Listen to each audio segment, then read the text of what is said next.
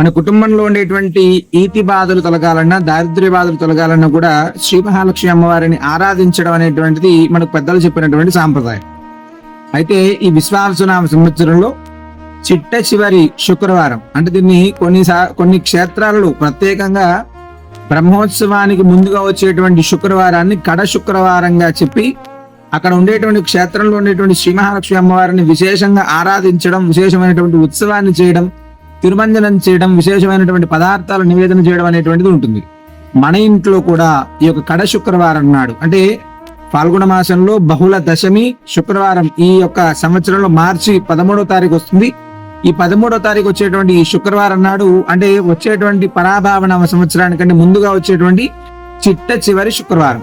ఈనాడు మహాలక్ష్మిని ఆరాధించడం, మన ఇంట్లో ఉండేటువంటి లక్ష్మీ అమ్మవారి రూపం ఉంటేనో లేదా అమ్మవారి విగ్రహాన్నో విశేషంగా తిరుమంజనం చేసుకొని అమ్మవారికి విశేషంగా పుష్పాలను సమర్పించి అష్టోత్తర శతనామార్చన చేసుకోవడం, విశేషమైనటువంటి మధుర పదార్థం, అంటే తీపిగా ఉండేటువంటి పదార్థాన్ని అమ్మవారికి నివేదన చేసి అమ్మవారిని మన ఇంట్లో ఉండేటువంటి ఈతి బాధలు తొలగాలి అని చెప్పి విశేషంగా అర్చించుకోవడం.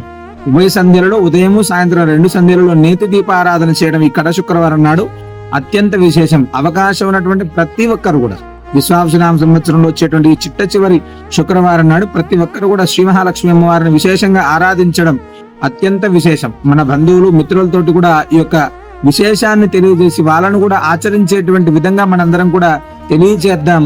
అవకాశం ఉన్నటువంటి ప్రతి భక్తుడు ఆచరిద్దాం. శ్రీ మహాలక్ష్మి అమ్మవారి యొక్క పరిపూర్ణ కృపా కటాక్షాలను పొందుదాం. సర్వే జనా సుఖినో భవంతు.